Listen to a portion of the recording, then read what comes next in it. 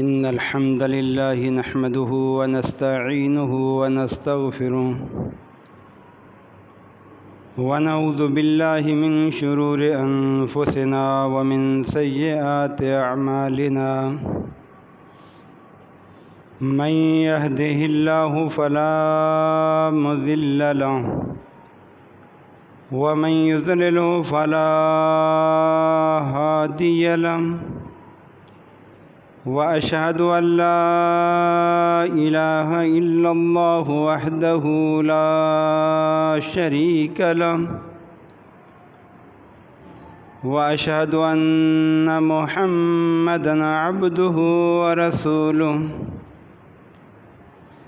أما بعد فإن خير الحديث كتاب الله وخير الهدي هدي محمد صلى الله تعالى عليه وسلم وشر الأمور محدثاتها وكل محدثة بدعة وكل بدعة ضلالة وكل ضلالة في النار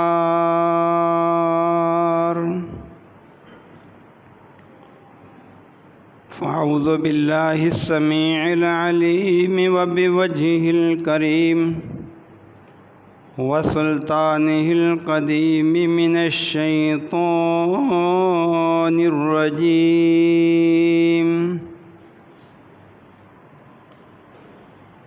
وكذلك نري إبراهيم ملكوت السماوات والأرض وليكون من الموقنين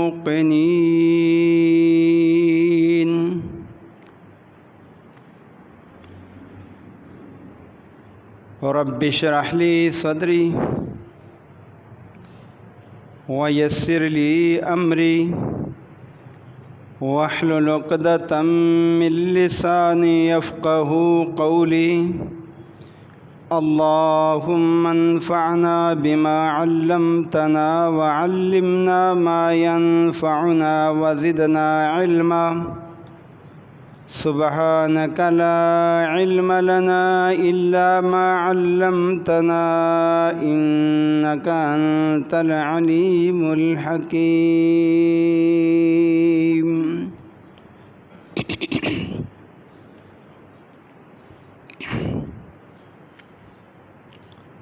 ہر قسم کی حمد و ثنا اور تعریفات، ہر قسم کی قولی، فعلی اور مالی عبادات، ہر قسم کے تعریفی، توصیفی اور حمدیہ کلمات اللہ رب العالمین کے لیے لائق اور زیبا ہیں کہ جو پوری کائنات کا اکیلا ہی سچا معبود ہے۔ درود و سلام سید الانبیاء، امام الانبیاء، خطیب الانبیاء، امام الہدیٰ، حبیب اللہ احمد مجتبیٰ جناب محمد الرسول اللہ صلی اللہ علیہ وآلہ وسلم کی ذات گرامی پر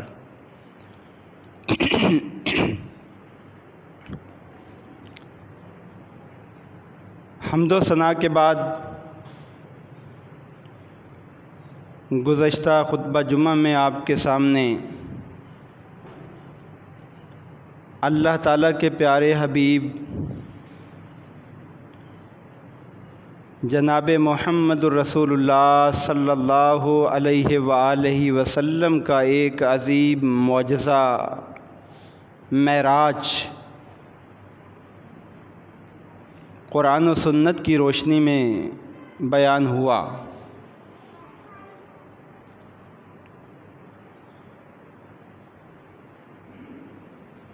اس معجزہ کے ذریعے اللہ تعالیٰ نے آپ کو بہت عروج اور مقام بخشا۔ بجائے اس کے کہ ہم اس واقعہ معراج سے کچھ نصیحتیں حاصل کرتے، اپنے محبوب پیغمبر کا مقام اور مرتبہ جانتے، دل کے اندر پیارے نبی کی اور زیادہ محبت کو بٹھاتے،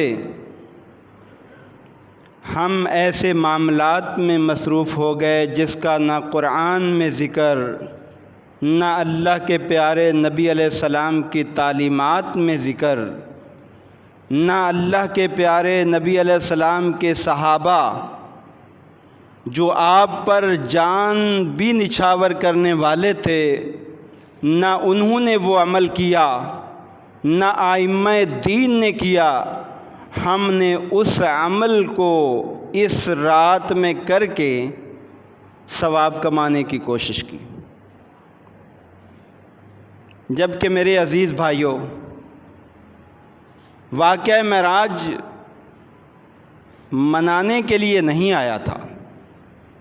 اگر منوانے کے لیے آتا تو اس کی کوئی نہ کوئی تاریخ متعین ہو جاتی، کوئی تاریخ متعین نہیں ہے۔ اور ہم بڑے سیدھے سادے مسلمان ہیں، جو ہمیں کوئی بھی بتا دیتا ہے کہ جی یہ رات جاگنی چاہیے، ہم جاگنا شروع کر دیتے، یہ روزہ رکھنا ہے، یہ روزہ رکھنا شروع کر دیتے، غور نہیں کرتے، تدبر نہیں کرتے کہ وہ رات جاگنے کا کوئی ثواب نہیں ہوتا جو رات جاگنا اللہ کے نبی سے ثابت نہ ہو،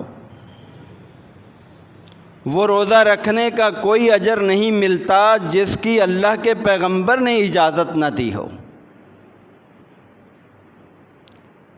اب لوگ پتہ کیا کہہ دیتے ہیں، کہتے ہیں جی مولانا صاحب کوئی غلط کام تو نہیں کرتے نا، عبادت ہی کرتے ہیں نا، قرآن کی تلاوت کرتے ہیں، ذکر و اذکار کرتے ہیں، نعتیں پڑھتے ہیں، روزہ رکھنا یہ کوئی غلط کام تو نہیں ہے، عبادت کرنا کوئی غلط کام تو نہیں ہے۔ تو میرا ان بھائیوں سے یہ سوال ہے کہ یہ جمعہ کے دن ہم 2 رکعت نماز جمعہ پڑھتے ہیں، اب یہ اللہ کے محبوب پیغمبر نے ہمیں 2 رکعت بتائی ہے، اگر ہم کسی دن اس جمعہ کی 2 رکعت کے بجائے 3 رکعت پڑھنا شروع کر دیں تو اس میں ہم کیا کریں گے؟ قیام بھی کریں گے، سورۃ الفاتحہ کی تلاوت بھی ہوگی، اس کے علاوہ اور سورت بھی تلاوت کریں گے، پھر رکوع میں بھی دعائیں پڑھیں گے، سجدے میں بھی دعائیں پڑھیں گے، اور عبادات میں زیادتی ہوگی نا۔ لیکن جیسے ہی ہم یہ کریں گے ہمیں لوگ کہیں گے یہ غلط کیا ہے، یہ انہوں نے ایک نیا کام ایجاد کر دیا ہے، یہ جمعہ صحیح نہیں ہوا۔ میرے بھائی جب 1 رکعت ہم زیادہ نہیں کر سکتے تو پوری رات کی عبادت کہاں سے ہم اضافہ کر لیں گے؟ اور پھر روزے جو ہے، ایک روزہ اللہ کے مرضی کے بغیر نہیں رکھ سکتے، وہ روزے کیسے ہمارے اللہ کے ہاں قابل قبول ہوں گے؟ اللہ کے پیارے نبی ہر خطبہ میں فرمایا کرتے تھے کہ دین میں نیا کام ایجاد نہ کرنا، اس لیے کہ نیا کام بدعت بنتا ہے، اور بدعت گمراہی ہے، گمراہی جہنم میں لے جاتی ہے۔ اب ہم یہ غور نہیں کرتے، اسی وجہ سے ہم ایسی چیزوں میں لگ جاتے ہیں، اور شیطان ہمارے ساتھ کیسا کھیل کھیلتا ہے کہ فرض نماز جس پر ثواب ملتا ہے وہ ہمیں پڑھنے کے لیے آنے نہیں دیتا، کام میں مصروف کر دیتا ہے، باتوں میں مصروف کر دیتا ہے، دنیاوی زندگی میں مصروف کر دیتا ہے، لیکن رات جاگنے کے لیے ہمیں فوراً لے آتا ہے۔ اس کو پتہ ہے کہ غلط کام ان سے کرواؤں گا تو یہ اللہ کی رحمت سے دور ہوں گے، غلط کام ان سے کرواؤں گا تو اللہ کی برکات ان پر نازل نہیں ہوں گی، ان کی عبادات ضائع ہو جائیں گی۔ اس لیے میرے پیارے بھائیوں، میری مخلصانہ دعوت ہے، وہ کام جو اللہ کے پیغمبر نے نہیں کیا، اللہ کے پیغمبر کے صحابہ نے نہیں کیا، اگر میں اور آپ وہ جتنا مرضی خوبصورت بنا کر لیں وہ اللہ قبول نہیں کرتا۔ وہ اللہ کے نبی کے ہاں بھی کوئی اہمیت کا حامل نہیں ہوتا، بلکہ وہ انسان کو مجرم بنا دیتا ہے۔ اس لیے ان معاملات میں بڑی احتیاط کیا کریں۔ واقعہ معراج حق ہے، سچ ہے، اور اللہ معراج کرواتا کیوں ہے اپنے انبیاء کو؟ کیوں کرواتا ہے؟ وجہ کیا ہوتی؟ اللہ نے ہر نبی کو معراج کروائی مختلف انداز میں، اس لیے اللہ کرواتا ہے کہ کچھ باتیں ہوتی ہیں صرف سنی سنائی، اور کچھ باتیں ہوتی ہیں جب بندہ آنکھوں سے دیکھ لیتا ہے تو وہ یقین سے عین الیقین ہو جاتا ہے۔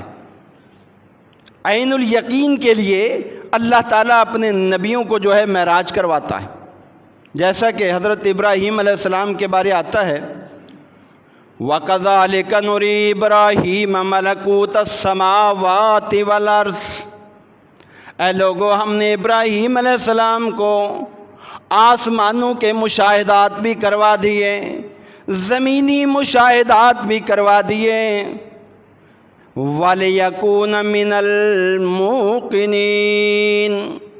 جس کا مقصد یہ تھا کہ ان کا بہت زیادہ اللہ پر یقین ہو جائے، اللہ پر اطمینان ہو جائے۔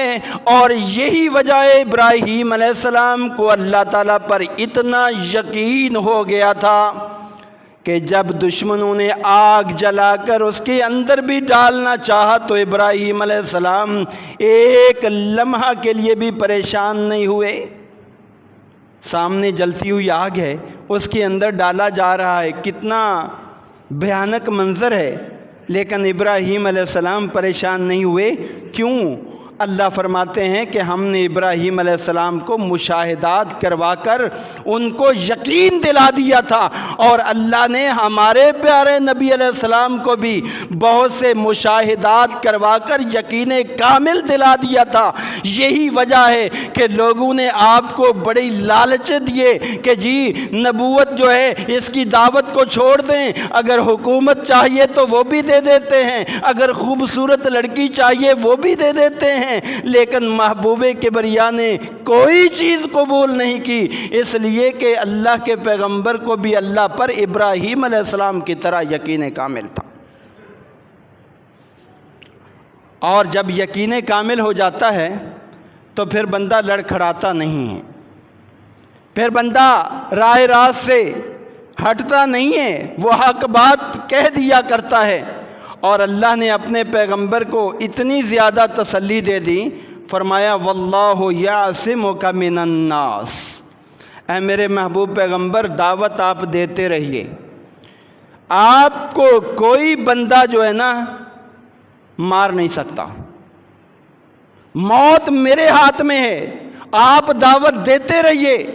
مشرکین مکہ نے آپ کو مٹانے کی کوشش کی، اللہ تعالیٰ نے ان کے سامنے سے جو ہے پیغمبر کو نکال کر مدینہ بھیج دیا، اور پھر یہودیوں نے آپ پر پتھر مارنے کی کوشش کی، اللہ نے اپنے نبی کو وہاں سے اٹھا کر آگے بھیج دیا۔ اللہ نے جو وعدہ کیا تھا وہ پورا کر دکھایا، اور واقعہ معراج میں اللہ نے جو مشاہدات کروائے وہ یقین کامل کے لیے تھے۔ اصل تو واقعہ معراج کے مشاہدات تھے جس کی وجہ سے امت نے اپنی اصلاح کرنی تھی، اور ہم نے اس کو چھوڑ دیا اور دوسری چیزوں کے اندر لگ گئے۔ آج آپ کے سامنے صحیح احادیث کی روشنی میں چند مشاہدات پیش کروں گا کہ اللہ کے پیارے نبی علیہ السلام کو اللہ نے کتنے عظیم مشاہدات کروائے۔ ایک مشاہدہ تو میں پہلے بھی پیش کر چکا ہوں کہ جب اللہ کے پیارے نبی علیہ السلام پہلے آسمان پر گئے تو ایک آدمی کو دیکھا، وہ دائیں طرف دیکھتا ہے تو وہ خوش ہوتا ہے، بائیں طرف دیکھتا ہے تو وہ رو دیتا ہے، اور دائیں طرف بھی کچھ روحیں ہیں، بائیں طرف بھی کچھ روحیں ہیں۔ پیارے نبی علیہ الصلوۃ والسلام نے جب اس کے بارے دریافت کیا تو جواب یہ دیا گیا کہ یہ آدم علیہ السلام ہیں، اور دائیں اور بائیں طرف جو روحیں ہیں نا یہ جنتی اور جہنمی روحیں ہیں، دائیں طرف جنتی روحیں ہیں، بائیں طرف جہنمی روحیں ہیں۔ جب یہ اپنی جنتی اولاد کو دیکھتے ہیں تو خوش ہو جاتے ہیں، جہنمی اولاد کو دیکھتے ہیں تو پریشان ہو جاتے ہیں۔ یہ جنت اور جہنم محض جو ہے نا نام نہیں ہے جو ہم سن کر ایک کان سے دوسرے کان سے نکال دیتے ہیں۔ اللہ فرماتے ہیں لا یستوی اصحاب النار و اصحاب الجنہ، اے میرے پیغمبر امت کو بتائیے یہ نام نہیں ہے۔ جنتی کامیاب ہے، جہنمی ناکام ہے، اور جنتی کی کامیابی ایسی کامیابی ہے دنیا کی کامیابی اس کے مقابلے میں کوئی اہمیت نہیں رکھتی، اور آخرت کی ناکامی ایسی ناکامی ہے کہ اس سے بڑھ کر کوئی ناکامی دنیا کی اور آخرت کی ہے ہی نہیں۔ اس لیے آدم علیہ السلام کو پتہ تھا کہ یہ جو دائیں طرف والے ہیں یہ کامیاب ہیں، بائیں طرف والے ہیں یہ ناکام ہیں، اور یہ اس دن پتہ چلے گا جب قیامت کے دن اللہ تعالیٰ جو ہے ایک حکم صادر فرمائے گا۔ کیا حکم صادر فرمائے گا؟ سورہ المزمل ہے، آیت نمبر 17 ہے۔ اللہ فرماتے ہیں فَكَيْفَ تَتَّقُونَ إِن كَفَرْتُمْ يَوْمًا يَجْعَلُ الْوِلْدَانَ شِيبًا۔ اے لوگو، جب تم اللہ کی باتوں کا انکار کرتے ہو تو تمہیں ڈر نہیں لگتا؟ خوف نہیں آتا اللہ کی نافرمانی کرتے ہوئے؟ گناہ کرتے ہوئے اللہ سے شرم نہیں آتی؟ کیوں بھائی؟ اس لیے وہ دن بھی آنے والا ہے کہ یجعل الولدان شیبا، اس کا غم اتنا زیادہ ہوگا کہ بچے جو ہے اس غم کی وجہ سے بوڑھے ہو جائیں گے۔ انسان کہتا ہے نا غم زیادہ آ جائیں، مجھے غموں نے بوڑھا کر دیا، وقت سے پہلے جو ہے میرے بال سفید ہو گئے، میں کمزور ہو گیا۔ یہ تو عارضی غم ہے، اور وہ غم ایسے کہ بچے کو بوڑھا کر دیا جائے گا۔ اس کی تفصیل حدیث مبارکہ میں آتی ہے، صحیح بخاری میں حدیث نمبر ہے 3348۔ حضرت ابو سعید خدری رضی اللہ تعالیٰ عنہ حدیث کے راوی ہیں، فرماتے ہیں قیامت کا دن ہوگا، اللہ تعالیٰ آدم علیہ السلام سے فرمائیں گے یا آدم، اے آدم حاضر ہو جائیے، میرے سامنے آئیے۔ آدم علیہ السلام فوراً جواب دیں گے لبیک وسعدیک والخیر بیدیک۔ یہ ہے ادب کا تقاضا کہ جب بڑا بلائے چھوٹا کہے جی میں حاضر ہوں حاضر ہوں۔ اے اللہ میں حاضر ہوں، ساری خوش نصیبیاں تیرے ہاتھ میں ہی ہیں، بلائیاں تیرے ہاتھ میں، اللہ میں آ گیا۔ آدم علیہ السلام حاضر ہو جائیں گے اور اللہ کی طرف سے حکم ہوگا اخرج باس النار، اے آدم اپنی اولاد میں سے جو جہنم میں جانے والے لوگ ہیں ان کو الگ کر دو، جہنمی لوگوں کو الگ کر دو، علیحدہ کر دو۔ آدم علیہ السلام فوراً پوچھیں گے وما باس النار، اللہ کون جہنمی ہیں، کن کو الگ کروں، کتنے لوگ الگ کروں، کون سے جہنم میں جائیں گے؟ اللہ فرمائے گا من کل 1999۔ اللہ فرمائے گا ہر 1000 میں سے 999 جہنم کے لیے علیحدہ کر دو، اور ایک بندہ جنت کے لیے علیحدہ کر دو۔ بتاؤ اس دوران کیا حال ہوگا جب یہ اعلان ہو کہ 1000 میں سے 999 جہنم کے لیے اور ایک بندہ جو ہے وہ جنت کے لیے علیحدہ کر دو، تو محبوب کبریا نے فرمایا فَعِندَهُ يَشِيبُ الصَّغِيرُ۔ یہ اعلان سنتے ہی جو بچپن میں فوت ہوئے ہوں گے نا وہ بھی بوڑھے ہو جائیں گے، کہیں ہمارا شمار جہنمیوں میں سے نہ ہو جائے۔ یہاں تو بچنے کی کوئی امید ہی نظر نہیں آ رہی، یہاں تو کامیابی کا کوئی راستہ نظر نہیں آ رہا کہ 1000 میں سے 999 جہنم میں اور ایک جنتی۔ اب اس دوران بڑے غم کا معاملہ ہوگا۔ محبوب کبریا نے فرمایا اس وقت کیا منظر ہوگا، وَتَضَعُ كُلُّ ذَاتِ حَمْلٍ حَمْلَهَا۔ اس دن حاملہ عورت جو ہے غم کی وجہ سے اپنے حمل گرا دیں گی، ڈاکٹر اور طبیب کہتے ہیں کہ حاملہ عورت کو خوش رکھنا چاہیے، غم جو ہے یہ حمل گرانے کا سبب بنتا ہے، لیکن اللہ فرماتے ہیں کہ وہ اتنا بڑا غم ہوگا کہ کوئی حاملہ اپنا حمل جو ہے وہ پیٹ میں رکھ ہی نہیں سکے گی۔ وَتَرَى النَّاسَ سُكَارَىٰ، اے میرے محبوب آپ لوگوں کو دیکھیں گے ایسے لگے گا جیسے نشے کے اندر ہے، نشہ پیا ہوا ہے۔ وَمَا هُمْ بِسُكَارَىٰ، یہ کوئی نشہ نہیں ہوگا۔ وَلَكِنَّ عَذَابَ اللَّهِ شَدِيدٌ، یہ اللہ کا سخت عذاب سامنے نظر آئے گا کہ جب یہ کہا جائے گا کہ 999 جہنم میں اور ایک جنتی۔ اللہ تعالیٰ سے دعا مانگا کرو اللہ ہمیں جنتی لوگ بنا دے، جہنم سے بچا لے، اس لیے کہ بڑی سخت وعید ہے۔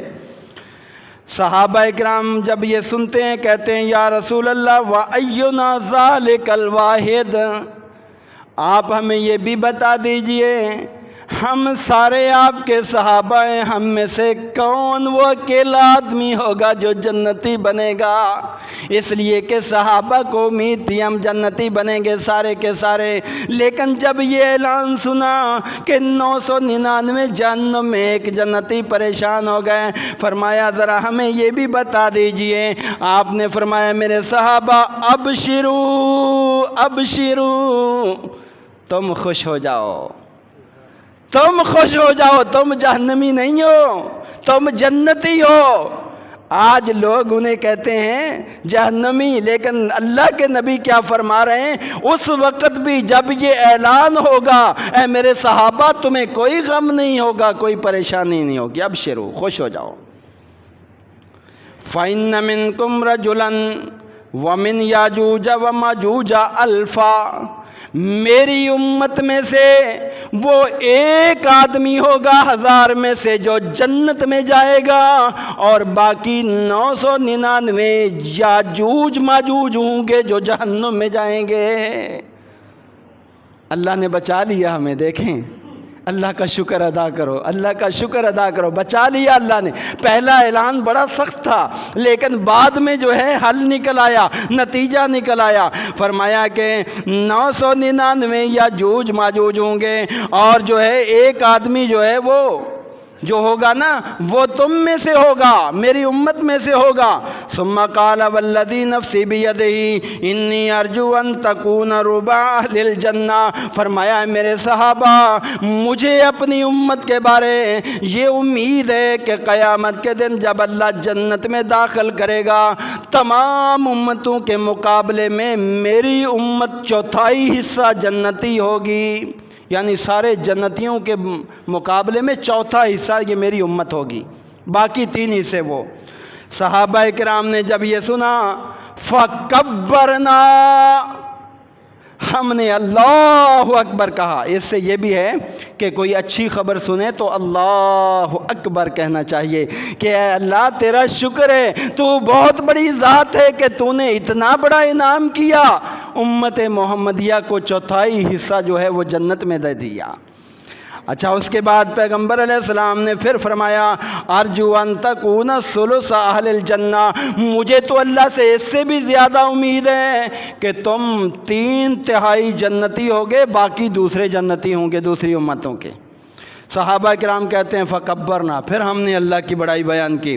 فقال ارجو ان تکون نصف اہل الجنہ، پھر اس کے بعد آپ نے فرمایا نہیں نہیں مجھے اور زیادہ امید ہے، مجھے ایسے لگ رہا ہے کہ آدھے جنتی میری امت ہوگی اور باقی جو ہے دوسری امتیں ہوں گی۔ آدھے جنتی یعنی آدھی تعداد جنتیوں کی میری امت ہوگی۔ فکبرنا، ہم نے پھر تکبیر کہی۔ فقال ما انتم فی الناس الا کالشارۃ السوداء فی جلد ثور ابیض او کالشارۃ بیضاء فی جلد ثور اسود، آپ نے فرمایا لوگوں میں ویسے تم ایسے ہو جیسے جو ہے نا ایک کالا بیل ہو اس میں ایک سفید بال ہو، یا ایک سفید بیل ہو اس کے اندر ایک کالا بال ہو، ایسے ہے، لیکن جب جنت کے اندر جاؤ گے تو آدھی جنت جو ہے میرے امتیوں سے بھری ہوئی ہوگی۔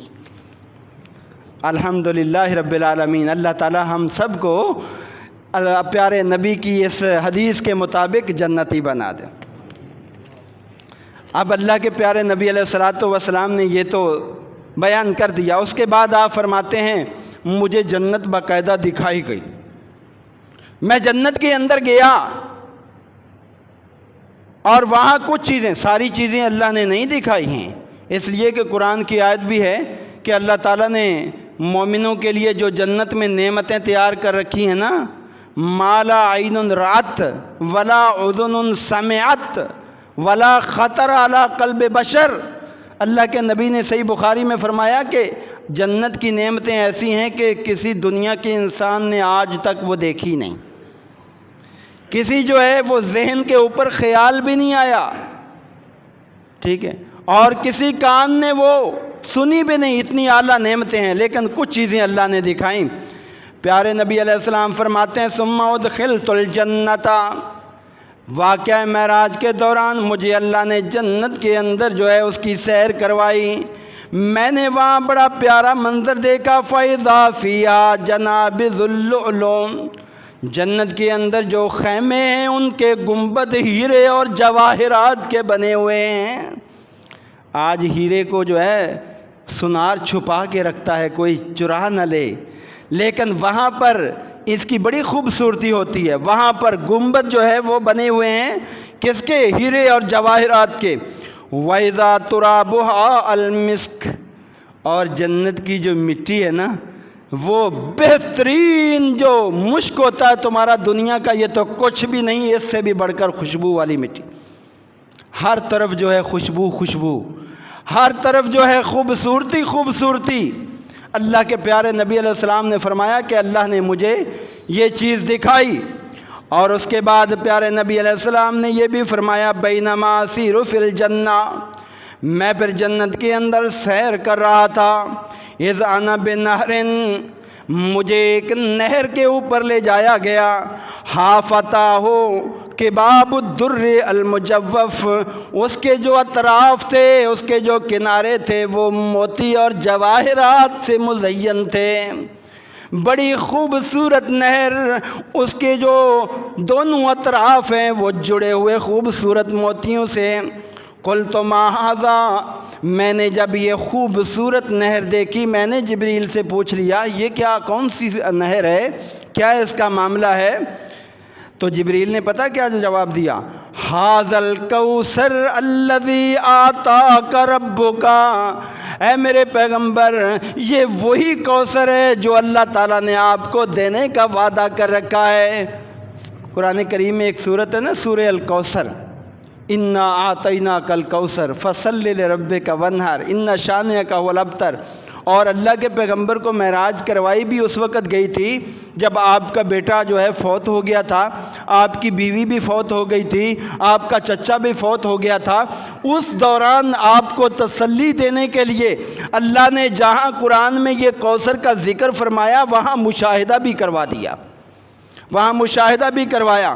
آپ صلی اللہ علیہ وسلم سے فرمایا گیا یہ کوئی عام نہر نہیں ہے، فائزہ تین ہو او تیب ہو مسک و اظفر، اس کی جو مٹی تھی نا وہ بھی خوشبودار، بڑی خوشبودار، اور اس کی تفصیل دیگر حدیث میں آتی ہے کہ آب خورے اتنے زیادہ کہ آسمان کے ستاروں سے زیادہ، اور پھر اس کا پانی شہد سے میٹھا، اس کا پانی دودھ سے زیادہ سفید، اور اس کے اندر لذت اتنی، ایک دفعہ جو پی لے گا نا جنت میں جانے تک اس کو دوبارہ پیاس نہیں لگے گی۔ اللہ تعالیٰ سے دعا ہے کہ اللہ تعالیٰ ہم سب کو اپنے پیغمبر کے ہاتھوں کوثر کا پانی نصیب فرما دے۔ اس کے بعد اللہ کے پیارے نبی علیہ السلام فرماتے ہیں کہ ابراہیم علیہ السلام سے جب میری ملاقات ہوئی نا تو انہوں نے مجھے کچھ نصیحتیں بھی کیں کہ اپنی امت کو بھی جا کے کرنا، اپنی امت کو بھی جا کے بتانا کہ جنت جو ہے اس میں آنے کے لیے کیا کرنا پڑے گا۔ ابن مسعود کی روایت ہے، پیغمبر علیہ السلام فرماتے ہیں لقیت ابراہیم لیلۃ اسری بی، جب مجھے معراج کروائی گئی تو میری ملاقات حضرت ابراہیم خلیل اللہ سے کروائی گئی، تو انہوں نے کیا کہا، فقال یا محمد اقرأ امتک منی السلام، انہوں نے کہا اے محمد صلی اللہ علیہ وسلم، اے میرے پیارے بیٹے جس طرح مجھے تم سے پیار ہے مجھے تمہاری امت سے بھی بڑا پیار ہے، میری طرف سے اپنی پوری امت کو جا کے سلام پیش کر دینا۔ ابراہیم خلیل اللہ کا سلام کوئی عام سلام نہیں ہے میرے بھائیوں۔ ابراہیم خلیل اللہ کا سلام یہ اللہ کی مرضی کے مطابق سلام ہے۔ کہا جی اپنی امت کو میرا سلام پیش کرنا اور انہیں یہ بتانا، وَأَخْبِرْهُمْ، اور انہیں یہ بتانا، إِنَّ الْجَنَّةَ طَيِّبَةُ التُّرْبَةِ عَذْبَةُ الْمَاءِ، یہ جنت جو اللہ نے بنائی ہے یہ جنت بڑی جو ہے اچھی مٹی والی ہے، پاکیزہ مٹی والی ہے، اور اس کا پانی اللہ نے بڑا میٹھا اور بہترین بنایا ہے۔ وہاں پانی کی بھی نہریں، یہاں جو ہے پانی کے لیے ہم کیا کرتے ہیں، منرل واٹر جو ہے خریدتے ہیں، وہاں خریدنے کی ضرورت نہیں، نہریں چل رہی ہوئی نہریں، اور پھر صاف شفاف پانی، اور یہاں کی مٹی بھی بڑی زبردست ہے۔ یہ دو چیزیں ابراہیم علیہ السلام نے ذکر کیوں کیں؟ اچھی مٹی جو ہوتی ہے نا وہ کھیتی کے لیے بھی بہت مفید ہوتی ہے، اور اچھا پانی جو ہوتا ہے یہ پودوں کے لیے، نباتات کے لیے بھی بڑا اچھا ہوتا ہے۔ کیا کروانا تھا انہوں نے کہا اپنی امت سے جا کر بتانا، وَأَنَّهَا قِيعَانٌ، یہ جنت جو اللہ نے بنائی ہے، بنائی تو بڑی خوبصورت ہے، لیکن اس کی مزید خوبصورتی آپ کی امت نے بنانی ہے۔ جو ذمہ داری ہے وہ ادا کرنی ہے، شب معراج منانی نہیں ہے، روزہ نہیں رکھنا ہے، بلکہ کیا کرنا ہے؟ فرمایا جا کے امت کو بتانا، وَأَنَّ غِرَاسَهَا سُبْحَانَ اللَّهِ والحمد للہ ولا الہ الا اللہ واللہ اکبر۔ اپنی امت کو بتانا ان کی زبانوں پر یہ وظیفہ جاری رہنا چاہیے ہر وقت، سبحان اللہ والحمد للہ ولا الہ الا اللہ واللہ اکبر۔ جب وہ ایک مرتبہ یہ جملہ ادا کریں گے اللہ جنت میں اس کے بدلے میں پھلدار درخت لگا دے گا۔ جنت میں آبیاری چاہتے ہیں نا، باغبانی چاہتے ہیں نا آپ لوگ، تو اس دعا کو یاد کر لو، اٹھتے ہوئے، بیٹھتے ہوئے، چلتے ہوئے، کوئی لمبی دعا نہیں ہے، سبحان اللہ والحمد للہ ولا الہ الا اللہ واللہ اکبر، یہ بار بار پڑھا کریں۔ جتنی بار آپ پڑھیں گے آپ کے لیے جنت میں پھلدار درخت لگ جائے گا۔ یہ ہے فلسفہ معراج جو آج ہمیں بتایا نہیں جاتا۔ اس چیز کو اپناؤ۔ جنت کے اندر اگر آپ نے بہترین پارک بنانا ہے، بہترین سیرگاہ بنانی ہے، بہترین گھومنے کی جگہ بنانی ہے، بہترین باغ بنانا ہے، تو یہ جملے بار بار زبان سے ادا کرو۔ یہ صحیح روایت ہے ترمذی کی، اور 3462 روایت کا نمبر ہے، یاد کر لیجئے یہ۔ اس کے بعد اللہ کے پیارے نبی علیہ السلام فرماتے ہیں مجھے اور مناظر بھی دکھائے گئے۔ کیا دکھایا گیا؟ لما عرج بی، جب مجھے معراج پہ لے جایا گیا، مررت بقوم لہم اظفار من نحاس، میں نے کچھ لوگوں کو دیکھا کہ جن کے ناخن عام لوگوں کی طرح نہیں ہیں، بلکہ ان کے ناخن جو ہے تانبے کے، تیز تانبے کے جو ہے نا ناخن بڑے تیز بنائے ہوئے ہیں، اور وہ کیا کر رہے ہیں؟ یخمشون وجوہہم وصدورہم، وہ اپنے چہروں کو نوچ رہے ہیں ان ناخنوں کے ذریعے، اور خون بہہ رہا ہے اس سے، اپنے سینے کو نوچ رہے ہیں، خون بہہ رہا ہے، خون کے فوارے چل رہے ہیں۔ یہ عذاب ان کو بار بار، ایک دفعہ نوچتے ہیں پھر ٹھیک ہو جاتا ہے، پھر دوبارہ نوچتے ہیں پھر ٹھیک ہو جاتا ہے۔ یہ عذاب، یہ کتنا سخت عذاب ہے بھائی، چہرے سے گوشت اتارنا یہ کتنا سخت کام ہے۔ ڈاکٹر اگر آپریشن بھی کریں تو پہلے جو ہے وہ سن کرنے کا انجیکشن لگاتے ہیں، پھر ہمارے جسم میں کوئی جو ہے وہ کاٹا پیٹی کرتے ہیں۔ ایسے انسان برداشت نہیں کر سکتا۔ کبھی غور کیا کرو، اور وہ بغیر اس کے عذاب کا شکار ہیں، بار بار اپنے چہرے کو نوچ رہے ہیں، بار بار اپنے سینے کو نوچ رہے ہیں۔ فَقُلْتُ مَنْ هَؤُلَاءِ یا جبریل، میں نے پوچھا جبریل یہ کون بد نصیب ہیں، ان کی غلطی کیا ہے، ان کا گناہ کیا ہے، کیوں اس عذاب سے دوچار ہیں کہ یہ تانبے کے ناخن اس کے ذریعے اپنے چہرے کو اور سینے کو نوچ رہے ہیں؟ بڑا مجھے تعجب ہوا۔ تو قالا، اس نے جواب دیا، ہؤلاء الذین یاکلون لحوم الناس، فرمایا اللہ کے پیغمبر یہ آپ کی امت کے وہ لوگ ہیں جو دنیا میں لوگوں کا گوشت کھایا کرتے تھے، لوگوں کا گوشت کھایا کرتے تھے، وَيَقَعُونَ فِي أَعْرَاضِهِمْ، اور ان کی عزتیں پامال کیا کرتے تھے۔ اب آپ نے تو سمجھ لیا ہوگا کہ جیسے کہ وہ میڈیا میں آتا ہے نا، کچھ لوگ مردوں کا گوشت کھاتے ہوئے پکڑے گئے تھے، وہ ہوں گے، وہ تو چند ایک ہوں گے، نہیں، یہ اگر آپ گہرائی میں جائیں تو ہم میں سے شاید ہی کوئی اس جرم سے بچا ہوا ہو، شاید ہی کوئی اس جرم سے بچا ہوا ہو۔ یہ جرم ہے غیبت کرنا، یہ جرم ہے غیبت کرنا، غیبت، کسی کی پیٹھ پیچھے اس کی برائیاں بیان کرنا، فلاں صاحب تو ایسے ہیں، ان کے اندر تو یہ خامی ہے، ان کے اندر تو یہ خامی ہے۔ جب ہم کہیں محفل میں بیٹھتے ہیں نا تو ہمارے ایک دوسرے کی خامیاں ہی بیان کرنا ہوتا ہے۔ اللہ کے پیغمبر سے پوچھا گیا مل غیبہ، اللہ کے پیغمبر غیبت ہے کیا؟ آپ نے فرمایا ذکر کا آخا کا بما یکرہ، آپ اپنے بھائی کے پیٹھ پیچھے وہ باتیں کریں اگر بھائی کو پتہ چلے تو وہ ناراض ہو جائے، وہ ناپسند کرے، وہ باتیں کریں اپنے بھائیوں کے بارے میں۔ تو صحابہ کرام کہنے لگے اللہ کے پیغمبر اگر جو ہے اس کے اندر وہ واقعی بات موجود ہو جو ہم کر رہے ہیں، تو آپ نے فرمایا یہی تو غیبت ہے، یہی تو غیبت ہے کہ اس کے اندر کوئی خرابی تھی، آپ بجائے اس کو بتانے کے دوسروں کو بتا رہے ہیں، یہ تو غیبت ہے۔ اگر آپ کو اس سے محبت تھی، پیار تھا، تو طریقہ کار یہ تھا المرأۃ مرآۃ المومن، المومن مرآۃ المومن، مومن مومن کا آئینہ ہے۔ آئینے کا مطلب ہوتا ہے جب شیشے کے سامنے آپ جاتے ہیں آپ کا چہرہ دکھاتا ہے اور پھر آپ کے عیوب بتاتا ہے، آپ آرام سے اس کو صاف کر دیتے ہیں۔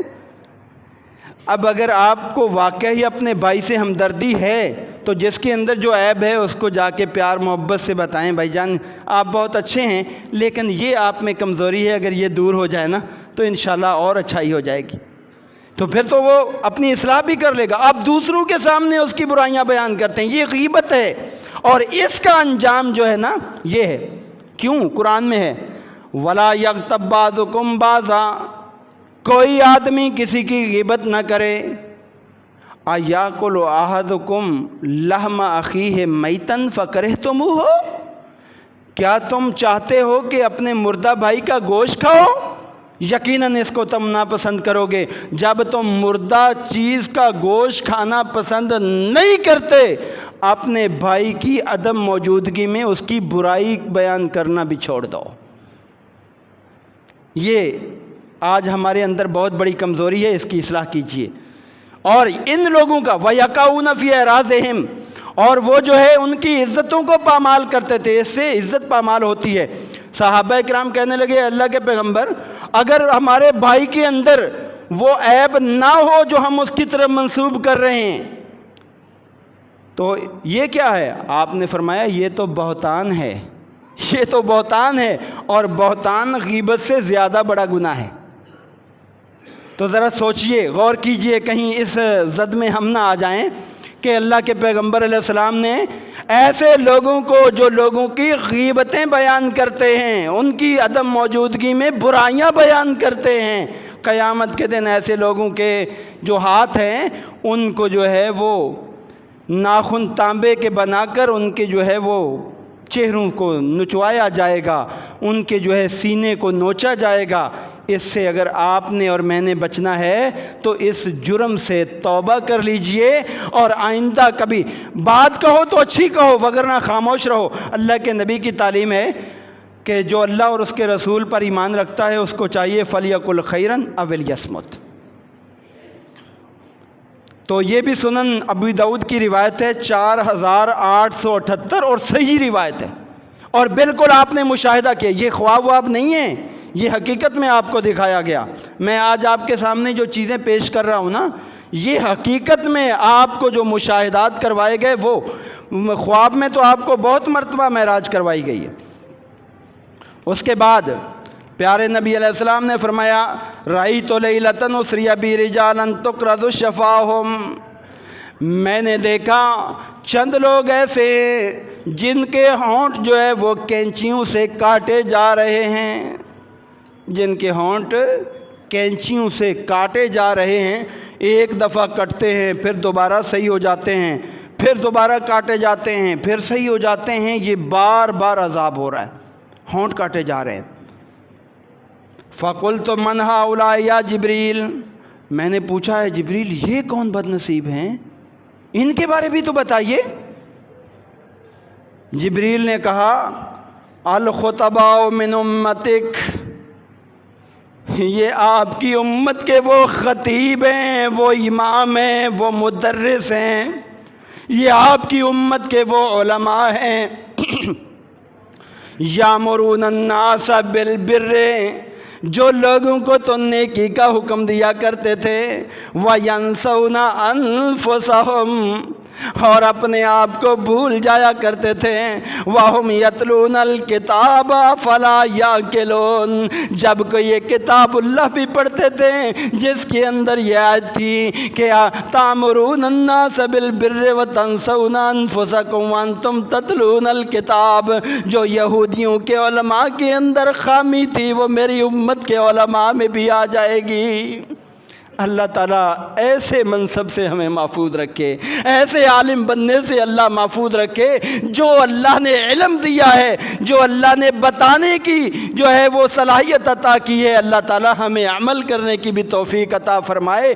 اس کا بھی بڑا گناہ ہے۔ محبوب کبریا کی ایک اور حدیث آتی ہے، قیامت کے دن ایک آدمی جو ہے نا اس کی انتڑیاں باہر نکلی ہوئی ہوں گی اور وہ چکی کی طرح اپنی انتڑیوں کے ارد گرد گھوم رہا ہوگا۔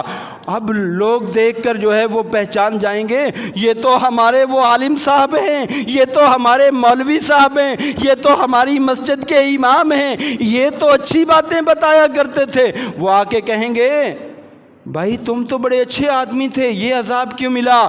آگے سے جواب ملے گا میں تمہیں تو بد کہتا تھا نیکی کر لو، لیکن میں خود وہ نیکی نہیں کرتا تھا۔ میں تمہیں تو کہتا تھا گناہ سے بچ جاؤ، لیکن خود نہیں بچتا تھا۔ آج مجھے اس کی سزا میں یہ عذاب دیا جا رہا ہے۔ اللہم لا تجعلنا منہم، اللہم لا تجعلنا منہم، اللہم لا تجعلنا منہم۔ اے اللہ ایسے لوگ جو ہے وہ ہمیں نہیں بنانا۔ یہ بھی سلسلہ حدیث صحیحہ 3890 شیخ البانی صاحب کی کتاب میں یہ موجود ہے۔ اور ایک اور بات ذکر کر کے بات مکمل کرتا ہوں۔ پیارے نبی علیہ السلام نے فرمایا ثم مضیت فاذا انا بأخاوین، پھر میں تھوڑا سا آگے چلا، میں نے 2 ہنڈیاں دیکھیں جن کے اندر گوشت پکا ہوا تھا۔ 2 ہنڈیاں دیکھیں، علیہا لحوم منتنہ وأخاوین علیہا لحوم طیبہ۔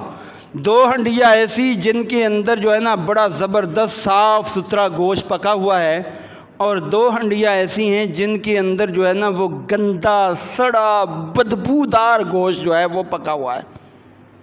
اب وہاں کیا ہوا؟ وَإِذَا رِجَالٌ يَنْتَهِبُونَ اللُّحُومَ الْمُنْتَنَةَ، میں نے دیکھا کچھ لوگوں کو کہ وہ جو صاف گوشت ہے نا اس کو چھوڑ کر وہ گندا سڑا ہوا بدبودار جس کو دیکھنا بھی بندہ پسند نہیں کرتا وہ کھا رہے ہیں۔ اب بڑی حیرانگی ہوئی کہ اچھا گوشت موجود ہے. اب ایک عقل مند آدمی جو ہے جب دیکھے گا ایک طرف اچھا گوشت ہے ایک طرف گندا ہے تو وہ کیا کرے گا؟ وہ کہے گا یہ پاگل ہے، یہ بے وقوف ہیں. لیکن ان کو وہ عذاب دیا جا رہا ہوگا، سزا دی جا رہی ہوگی. وَيَدَعُونَ اللُّحُومَ الطَّيِّبَةَ فَقُلْتُ مَنْ هَٰؤُلَاءِ يَا جِبْرِيلُ، میں نے جبریل سے پوچھا یہ بد نصیب کون ہے؟ آگے سے جواب ملا ہَٰؤُلَاءِ الزُّنَاتُ، یہ آپ کی امت کے وہ لوگ ہیں جو اپنی پاک بیویاں چھوڑ کر دوستائیں بنا کر ان سے غلط کام کرتے تھے. یہ آپ کی امت کی وہ عورتیں ہیں جو حلال شادیاں چھوڑ کر یہ بیہودہ لوگوں کے ساتھ راتیں گزارتی تھیں. یہ وہ لوگ ہیں آپ کی امت کے غلط کردار والے لوگ، چاہے وہ مرد ہیں یا عورتیں ہیں. کیوں؟ اس لیے کہ بیوی حلال ہے نا. اب وہ ہنڈیا حلال ہے، اس کو چھوڑیں. غیر محرم عورت حرام ہے نا، وہ اس کی طرف جا رہا ہے. تو کیا ہے یہ اللہ تعالیٰ وہی سزا دے گا کہ جیسا اس نے پاکیزہ چیز کو چھوڑا.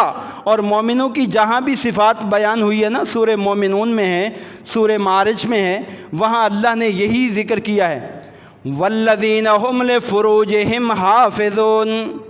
جو اللہ کے نیک بندے ہیں نا اپنی شرم گاہوں کی حفاظت کرتے ہیں.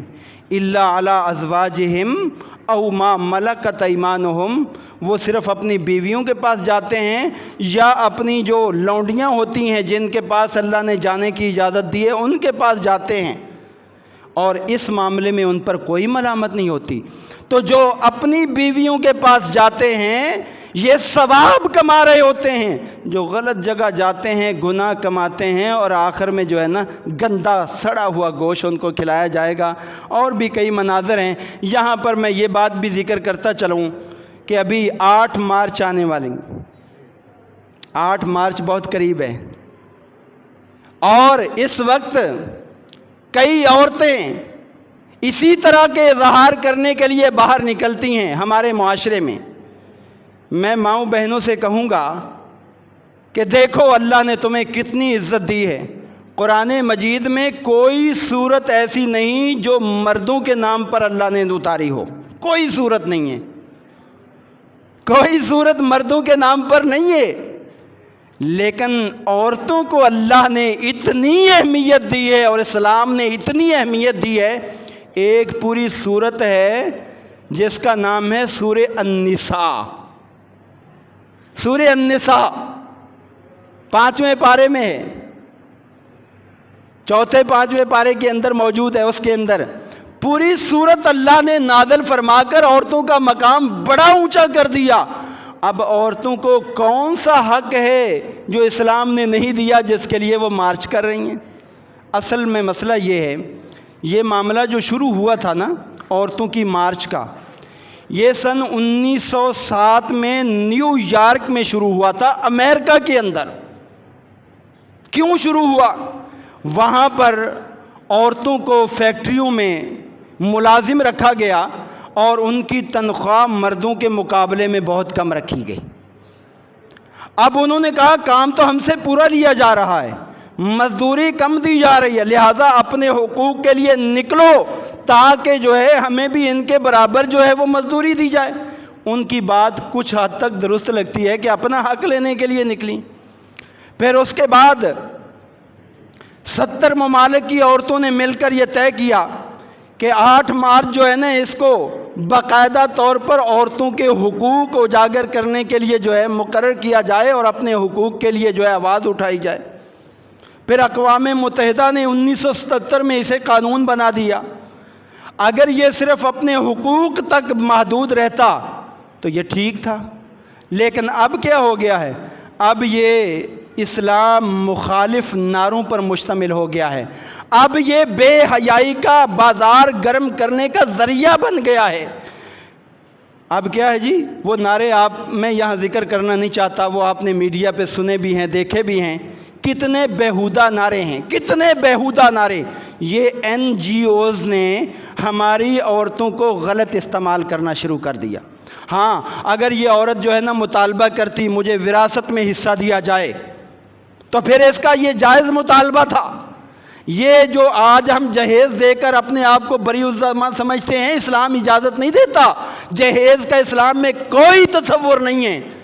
اسلام وراثت کا حقدار بناتا ہے، اور میں کہتا ہوں عورت وراثت کے اعتبار سے مرد سے زیادہ حق لے کے جاتی ہے۔ ایک وہ باپ سے حق لیتی ہے، ایک وہ شوہر سے حق لیتی ہے، ایک وہ بیٹے سے حق لیتی ہے، 3 جگہ سے وراثت۔